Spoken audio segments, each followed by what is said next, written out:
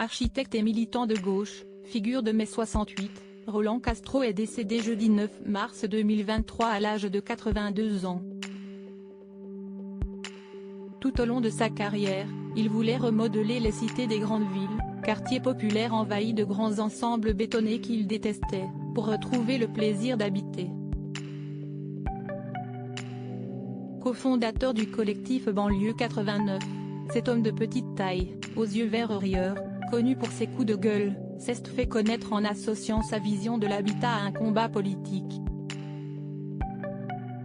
Il estimait que des bâtiments étaient réussis lorsqu'ils renvoient à l'habitant une bonne image de lui-même.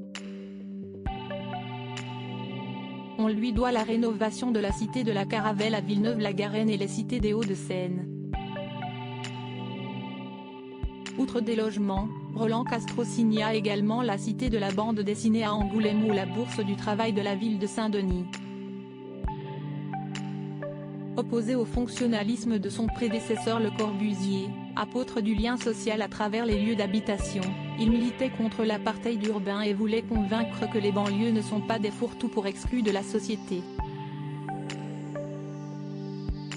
Les édifices de Roland Castro se présentaient souvent comme des greffes à des constructions existantes. Il y ajoutait des lignes asymétriques, alliant le bois au béton, et privilégiant le blanc, orné de façades végétales. Né le 16 octobre 1940 à Limoges de parents juifs, il vit ses premières années dans la clandestinité. Réfugié avec ses parents et sa sœur dans l'arrière-pays limousin, à Saint-Léonard-de-Noblat, il est caché dans l'un des premiers maquis de la Résistance, dirigé par des communistes. Ces 4 années marqueront les décennies d'engagement de l'architecte, qui considérait devoir s'acquitter d'une dette d'existence envers la France. L'architecture, les banlieues, les causes n'ont jamais manqué, tout a été prétexte à régler cette dette, racontait-il de sa voix rocailleuse. Entré aux Beaux-Arts de Paris en 1958, il est porteur de valises pour le compte du FLN algérien, avant de rejoindre l'Union des étudiants communistes, dont il sera expulsé en 1965 pour avoir critiqué la ligne stalinienne. Il finit par embrasser le maoïsme et la lutte révolutionnaire, bannière sous laquelle il militera en mai 68, dont il devient l'une des figures.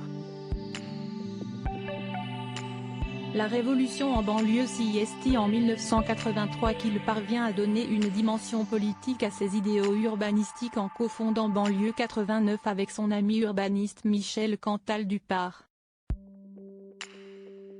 Leur mantra, faire la révolution en banlieue, en réunissant des maires et des architectes autour de projets qui doivent donner un nouveau visage aux bâtiments défraîchis et aux conditions d'habitat qui se dégradent.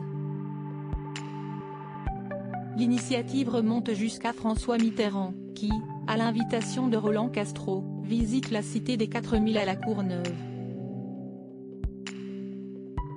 Prenant conscience de l'oppression dans laquelle ses résidents vivent, le président confie une mission interministérielle à l'architecte. Plus de 200 projets sont soumis à Banlieue 89. Mais l'opération se confronte à la frilosité financière du gouvernement et le collectif disparaît en 1991. Personnage haut en couleur, qui s'affichait volontiers en costume rayé, il fréquenta Jean-Paul Sartre, Jacques Lacan, avec qui il suivit une psychanalyse de 7 ans, rencontra Fidel Castro, sans lien familial, et Che Guevara lors d'un voyage à Cuba en 1961. Tantôt mitterrandien, tantôt soutien du PCF et de Robert E. Roland Castro avait créé son propre parti, le Mouvement pour l'Utopie Concrète.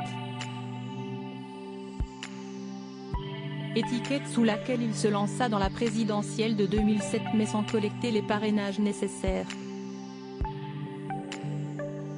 Lors de la campagne présidentielle de 2017, il avait soutenu la candidature d'Emmanuel Macron et même battu le pavé à La Courneuve pour tenter de convaincre des habitants des cités de voter pour son favori. Après l'élection, le chef de l'État l'avait chargé d'un rapport sur le Grand Paris, remis en 2018, mais qui était resté lettre morte. Il y défendait notamment un projet rêvé de 30 ans, le Central Park de la Courneuve.